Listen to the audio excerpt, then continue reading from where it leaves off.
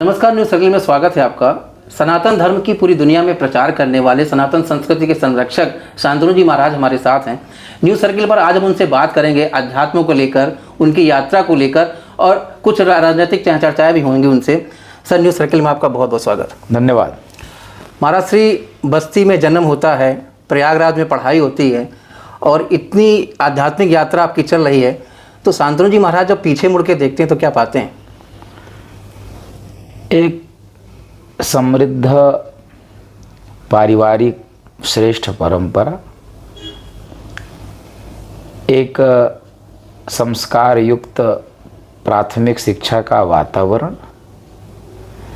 देशभक्ति, राष्ट्रभक्ति, वह भक्ति से ओतप्रोत संस्कारित वातावरण, जिसका परिणाम है कि यह इतने वर्षों की यह भक्ति यात्रा बड़ी आनंद से प्रवाहित हो रही है। और मुझे लगता है पीछे जब देखता हूँ तो परमात्मा को धन्यवाद देता हूँ, माता पिता गुरुजनों को प्रणाम करता हूँ कि उन्होंने एक ऐसे व्यास को दिया जो अध्यात्म के, भारत के संस्कृति के संरक्षण में लगा हुआ है। महाराज श्री, आपको एक मौका भी मिला था विदेश में नौकरी करने का, असिस्टेंट प्रोफेसर भी बन जाते आप। अक्सर लोग यही कहते हैं, जिस टाइम आप पढ़ाई कर रहे थे तो अब्रॉड में जॉब करना एक बड़ा सपना होता था किसी भी पेरेंट्स का, और समाज में भी उसकी एक वरीयता रहती थी। कथा वाचन में उस दौर में कम ही लोग आते थे, लेकिन महाराज श्री आप विदेश न जाकर एक ऐसे पथ पे चले गए जहाँ पे संन्यास भी है, वैराग भी है। इसकी एक छोटी सी कहानी है। जब विदेश में नौकरी की बात हो गई, माननीय अशोक जी सिंघल, विश्व हिंदू परिषद, उन्होंने हमसे कहा कि मैंने सुना है तुम पाताल लोक जा रहे हो। तो हमने कहा भाई साहब क्या? कहे नहीं, नौकरी के लिए जा रहे हो, लेकिन मुझे लगता है कि भगवान ने तुमको किसी और बड़े काम के लिए बनाया है। यही वाक्य टर्निंग पॉइंट हुआ और तत्क्षण ऋषि वाक्य, संत वाक्य मानकर मैंने वो आइडिया ड्रॉप कर दिया और फिर संघ के काम में लगा रहा, अध्ययन में भी लगा रहा। और फिर वो बड़ा काम का चुनाव 2012 में निर्धारित हो गया। 2012 से आप आध्यात्मिक यात्रा में। महाराज जी, आप स्वयं सेवक हैं, प्रचारक भी हैं। शताब्दी वर्ष की यात्रा, 100 साल की यात्रा पूरी हो गई है राष्ट्रीय स्वयंसेवक संघ की। इस स्वर्णिम यात्रा पे आप क्या कहेंगे? ये भारत का सौभाग्य है। आज सनातन जिस रूप में पूरी दुनिया में चमक रहा है, पूरी दुनिया को आलोकित प्रकाशित कर रहा है, उसमें निस्संदेह राष्ट्रीय स्वयंसेवक संघ की अपनी एक अग्रणी भूमिका है। और मुझे गौरव है कि मैं राष्ट्रीय स्वयंसेवक संघ का स्वयंसेवक हूँ। अनेक दायित्वों का मैंने समय समय पर निर्वहन किया। आज भी जैसी आवश्यकता होती है, जैसा हमको समय की अनुकूलता होती है, मैं संघ के कार्यक्रमों में प्रतिभाग करता रहता हूँ। वास्तव में जिस निष्ठा के साथ, जिस भारत भक्ति को लेकर, व्यक्ति निर्माण को लेकर संघ ने अपने 100 वर्ष लगाए हैं, आज उसका परिणाम सनातन तो उठा ही रहा है, सुखद परिणाम, पूरे विश्व को उसके सुखद परिणाम का। एक सवाल का जवाब महाराज जी और जानना चाहेंगे आपसे, सनातन धर्म में शंकराचार्य का क्या महत्व है? आदि जगत गुरु शंकराचार्य भगवान उस काल में सनातन के लिए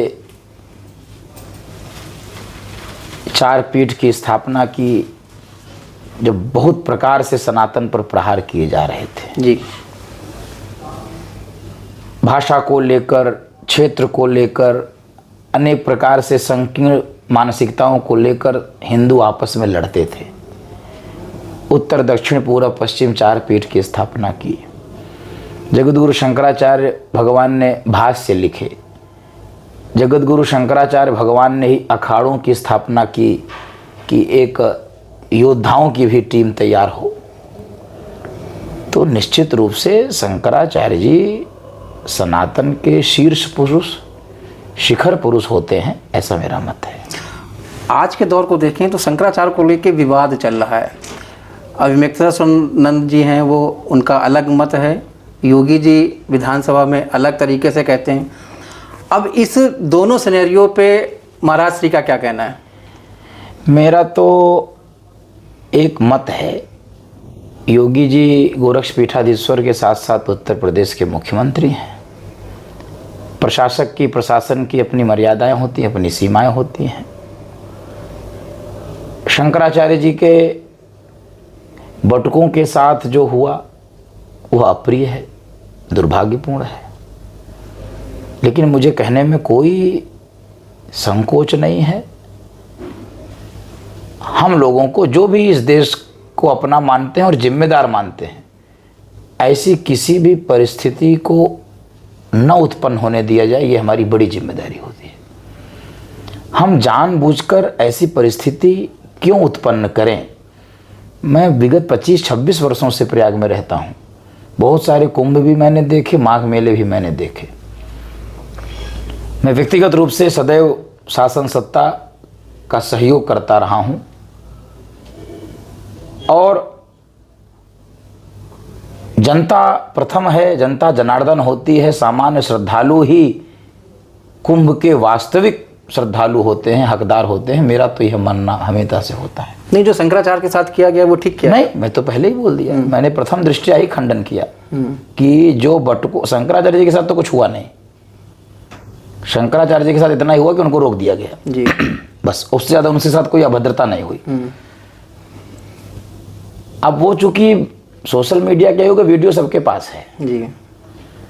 बटकों ने पुलिस के लोगों का कॉलर पकड़ा, झूल गए, छीना झपटी हो गई, छीना झपटी हुआ। उसी की प्रतिक्रिया, पुलिस वालों की क्या प्रतिक्रिया होती है पूरा देश जानता है। पुलिस वालों की क्या प्रतिक्रिया होती है पूरा देश जानता है। यदि आप उनको छेड़ देते हैं तो फिर वो छोड़ते नहीं हैं। अब ये उनका लंबा अनुभव है संस्कारों का। महाराज श्री, आप सनातन बोर्ड की मांग करते रहे हैं। अब सवाल यह है कि सनातन बोर्ड की मांग करना और सनातन बोर्ड से इस देश के सनातन धर्म को क्या फ़ायदा होगा अगर सनातन बोर्ड बन जाएगा तो? सनातन बोर्ड के कई अहम पहलू हैं। बहुत सारे बोर्ड बने हैं। मदरसे का बोर्ड है और वो जो जाते हैं वहाँ हज यात्रा का उसका बोर्ड है, वक्फ बोर्ड है, बहुत सारे बोर्ड बने। इस देश में बहुसंख्यक हिंदू रहता है, उसका कोई बोर्ड नहीं है।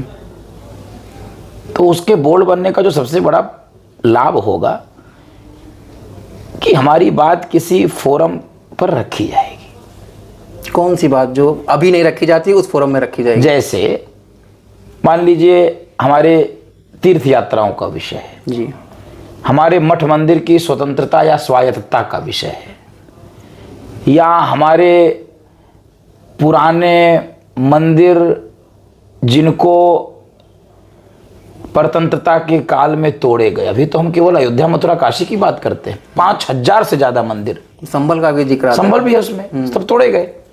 तो अभी हमको छोटे छोटे आंदोलन स्थानीय स्तर से करने पड़ते हैं। हमारे पास कोई ऐसा फोरम नहीं है। ये सनातन बोर्ड कोई लाभ लेने वाली संस्था नहीं है। नहीं, सनातन धर्म को क्या लाभ होगा? सनातन, हाँ, नहीं माने इसमें जो लोग रहेंगे वो उससे लाभान्वित हों, ऐसी मंशा भी नहीं है। सनातन धर्म को यह लाभ होगा। दूसरा, समय समय पर सनातन पर टिप्पणियां होती हैं तो सब अलग अलग जवाब देते हैं। सनातन बोर्ड उसके लिए एक पक्ष रखेगा। फिर कई बार अर्हता और योग्यताओं को लेकर भी विचार होता है जी, उस पर भी उस फोरम पर चर्चा होगी। कौन जाति का वर कथा कहे कौन ना कहे, ऐसा भी रहेगा क्या? जिन भी माने सबको मिला के, कुल मिला के सनातन का जिससे हित हो, परस्पर वैमनस्यता द्वेष समाप्त करके बोर्ड के अंदर बात हो जाए, फिर बाहर जो बात जाए वो सामूहिक सार्वजनिक जाए, उसका कोई कंट्रोवर्शियल ना हो जी। इस दृष्टि से सनातन बोर्ड की भूमिका है। और कुल मिला के वह सनातन के हित में हो और उसके नॉर्म्स कंडीशन वैसे ही तैयार किए जाएं जी, जिसमें किसी का व्यक्तिगत हित ना सदे कि उसका कोई अध्यक्ष हो गया तो वो अपने को लगे ना ना ना ना। इससे तो कुल मिला के धर्म की जय होने के लिए सनातन धर्म की बोर्ड की। महाराज जी, आप रामकथा के मन से कुछ ऐसी बात कहते हैं जो लोग हैं वो फिर विवाद करते हैं, इस पे वो आपके ऊपर आरोप लगाते हैं। बोले महाराज श्री कहते हैं कि हिंदुओं को हथियार रखने चाहिए अब सवाल यह है कि हिंदुओं को हथियार क्यों रखने चाहिए, क्या प्रशासन से सुरक्षा नहीं मिलेगी, इस पे आप क्या कहेंगे? देखिए, हथियार रखने का जो सबसे बड़ा मेरा कहने का भाव होता है, शौर्य जागरण करना है ना। नहीं, शौर्य जागरण करना और हथियार रखना दोनों नहीं, दोनों मंत्र नहीं है। संगम की शाखाओं में हम लोग जाते थे तो दंड चलाते थे जी। क्यों चलाते थे? बाहु में बल आवे, प्रतिरोध करने की एक क्षमता डेवलप हो, एक शरीर में शक्ति आवे, इंद्रियों में बल आवे, और कभी कोई विधर्मी, आतताई, आतंकवादी, तो वह क्षमता तो डेवलप हो। शस्त्र रहेगा ही नहीं तो हम करेंगे क्या? तो जो आपसे सवाल पूछे ना महाराज, वो कहते हैं महाराज मंच से ये भी बता दें कि कौन कौन से हथियार रखे जाएं। अब मैं दो प्रकार से कहता हूँ। एक तो कहता हूँ कि जो सरकारी सुविधाओं से, व्यवस्थाओं से हथियार मिलते हैं, आप अप्लाई करिए, जो भी लाइसेंस मिलते हैं वो रखिए। दूसरा, जिनके लिए कोई रोक टोक नहीं है वो रखिए।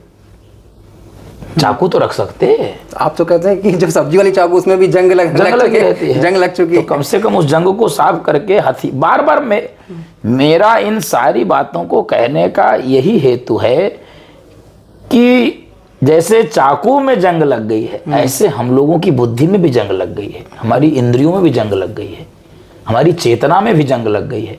हथियार रखने का केवल एक तात्पर्य है कि हमारी जो चेतना है वो जागृत हो, हमारा जो शौर्य है वो जागृत हो। कभी आवश्यकता पड़े तो तब चिल्लाने से कुछ नहीं होगा। जिनको सांस का, अस्थमा का रोग होते हैं, वो अपने जेब में लेकर चलते इनहेलर। ऐसा थोड़ी होता है कि अब सांस उखड़ गई तो अब डॉक्टर के मंगाएंगे और मेडिकल स्टोर से मंगाएंगे। एट प्रेजेंट टाइम कोई ऐसी घटना, दुर्घटना, ऐसा मूवमेंट आ गया, मैं क्या कह रहा, ये जिन पर खतरे कुछ भी नहीं है वो लेकर चलते हैं हथियार, जनप्रतिनिधि सारे लेकर चलते हैं। तो सामान्य हिंदू भी तो इस देश का सबसे महत्वपूर्ण नागरिक है ना वो। जी। तो उसको भी अपनी रक्षा का अधिकार है, अपने पास ऐसे कुछ शस्त्र रखे, तैयारी कराए, वो अपने बच्चों को तैयारी करावे।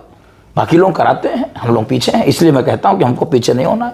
बहुत हो गया सहिष्णुता, बहुत हो गई उदारता, बहुत हो गया समर्पण, बहुत हो गई पूजा माला घुमाना, इसको भाला की भी आवश्यकता है। जी। महाराज श्री अपने मंच पर ये भी कहते हैं कि हिंदुओं को इतने बच्चे पैदा करने चाहिए। तो लोग ये पूछना चाह रहे हैं कि महाराज जी संख्या भी बता दें, कितने बच्चे होने चाहिए तो डेमोग्राफिकल तौर पे हम लोग ठीक हो जाएंगे। 7 सिस्टर की डेमोग्राफी चेंज हो गई जी, साउथ की डेमोग्राफी चेंज हो गई, थोड़ा मध्य भारत बचा है, ऊपर की डेमोग्राफी चेंज हो गई, बंगाल की डेमोग्राफी चेंज हो गई, तटीय प्रदेशों की भी डेमोग्राफी चेंज हो गई। अब यही थोड़ा थोड़ा बचा है, उत्तर प्रदेश, बिहार, मध्य प्रदेश, छत्तीसगढ़, झारखंड, महाराष्ट्र, हिंदी भाषी क्षेत्र जो बस वही बचे हैं, हिमाचल आदि, वो भी धीरे धीरे चले जाएंगे।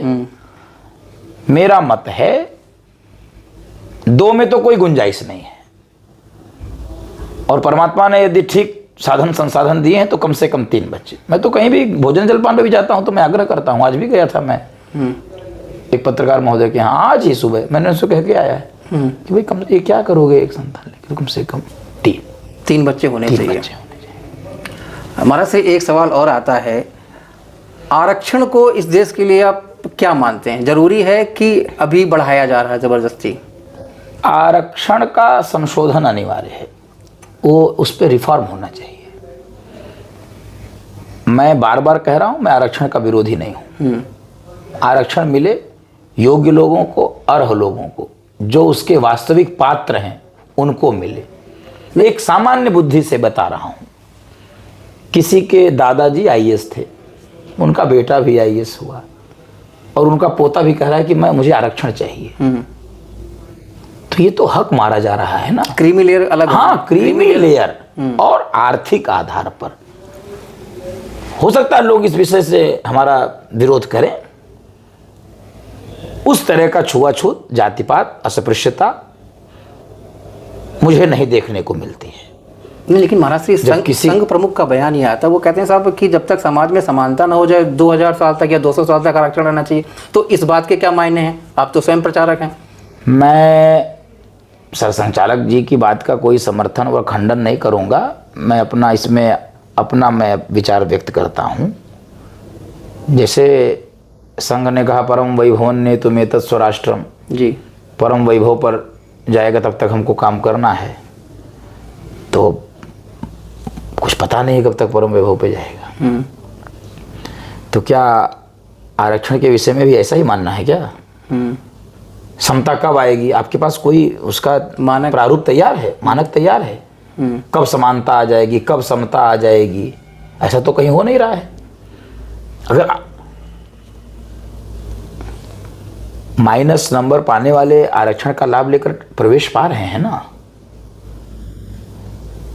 तो इससे गुणवत्ता बढ़ेगी कि घटेगी? मेरा आरक्षण का एक चिंतन है, मैं उसको बता देता हूं संक्षेप में जी। आर्थिक सहयोग कराइए, घर नहीं है घर दीजिए, फीस नहीं है अच्छे स्कूलों में पढ़ाइए, खूब पढ़ाइए। मैं तो कहता हूं सामान्य वर्ग का व्यक्ति यदि एक टीचर से पढ़ता है उनको 10 टीचर से पढ़ाइए, ये शासन व्यवस्था दे, उनको दे। लेकिन अब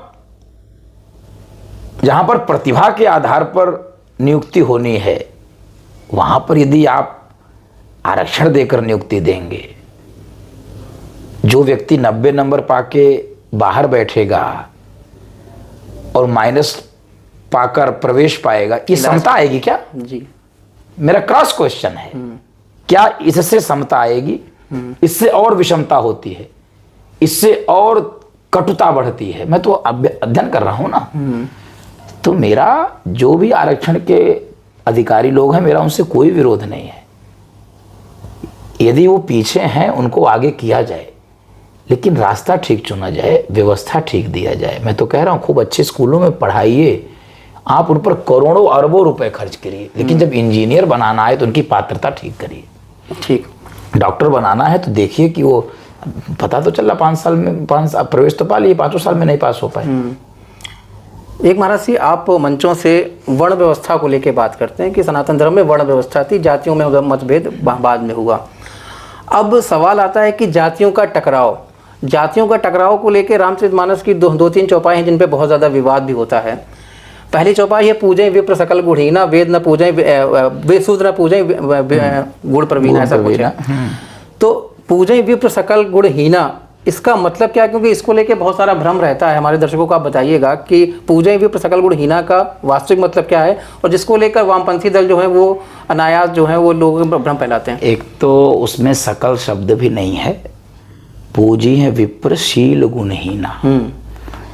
मैं बहुत स्पष्ट बता दूं, यहाँ पर एक प्रसंग के आधार पर इसकी चर्चा की गई है। वह प्रसंग बड़ा हो जाएगा, वह संक्षेप में इस दृष्टि से है कि कोई योग्य व्यक्ति है और उसकी योग्यता का यदि लाभ लेना चाहिए, परिस्थिति जन्य यदि उसमें कुछ दुर्गुण भी हैं, उसको इग्नोर करना चाहिए, उसको अवॉइड करना चाहिए। और मैं ये भी बता दूं, विप्र शब्द का प्रयोग गोस्वामी जी ने विश्वामित्र जी के लिए भी किया है। तो क्षत्रिय हैं, मतलब ब्राह्मणों के लिए नहीं है। अच्छा, विप्र हमारे यहाँ एक व्यवस्था का अंग है, जो पूज्य है। जैसे और सरल कर दूं मैं, प्राइमरी में हम सब लोग पढ़े हैं, गुरुजी किस जाति के थे हमने कभी पूछा नहीं। गुरुजी माने गुरुजी, वही विप्र है। गुरुजी माने प्रणाम। अब वो जाटों हैं कि वो पासवान हैं, इससे हमने ये तो जब बुद्धि विकसित हुई यहाँ तो लगा कि अच्छा ये ऐसा वैसा समाज के आधार पे, वो एक व्यवस्था के नाते चौपाई है। मैं एक बात और जोड़ दूं, इस पर विवाद करते हैं, उत्तर मानस में है उसको ले लें, ये बात खत्म हो जाएगी। क्योंकि रूपक ग्रंथ है ना, ये प्रकरण ग्रंथ है रामचरितमानस, इसमें पात्र चौपाइयां बोलते हैं। जो चौपाई, एक और विवाद होता है ना, सुंदरकांड की चौपाई है वो, ढोल गंवार शूद्र पशु नारी, ये बोल कौन रहा? समुद्र बोल रहा, जड़ पदा। ये भगवान थोड़ी बोल रहे हैं, वो पदार्थ बोल रहा है। इस पर इसका काउंटर, इसका उत्तर है, भगवान कह रहे हैं, जाति पाति कुल धर्म बढ़ाई, धन बल परिजन गुण चतुराई, इन 10 चीज़ों से हमको लेना देना नहीं है। तो इसका काट तो यहीं पर आ गया ना। भगवान खुद कह रहे हैं मुझे जात पात से कोई लेना देना नहीं है, मानो एक भक्ति कर नाता जी। मैं केवल एक नाता मानता हूं, वो भक्ति का नाता है। और मैं तो इसके आगे भी चलिए बोल दे रहा हूं, हम तो इस चौपाई पर विराम भी दे सकते हैं। समाज यदि जुड़ता है, कहते हैं ये चौपाई हमको समझ में नहीं आती, ठीक है, हम इसको मत बोलिए, मत कहिए, हम भी नहीं बोलेंगे। लेकिन इसके आधार पर आप समाज को बांटिए, ये भी स्वीकार नहीं है। कुछ भी लगता है कि ये हम लोग प्रयोगधर्मी लोग हैं ना, हम तो संशोधन, संविधान में इतने संशोधन हो सकते हैं, होते आए। जो लोग कहते हैं देश संविधान को हम मानते हैं संविधान से चलता है, तो हम भी कर लेंगे संशोधन। स्मृतियों में संशोधन हुए हैं, बहुत जगहों पर संशोधन की आवश्यकता, लेकिन एक चौपाइयों को, ग्रंथों को ठीक ढंग से समझना चाहिए। मनुस्मृति में भी कोई भी बात ऐसी गड़बड़ नहीं लिखी है जितना बवंडर किया जाता है, उसको समझने की आवश्यकता है। दूसरा, एक काल और परिस्थिति के अनुसार ग्रंथों की रचना होती है, उस कॉन्टेक्स्ट में देखना चाहिए उसे। हाँ, सारे बैन है ना इन पे,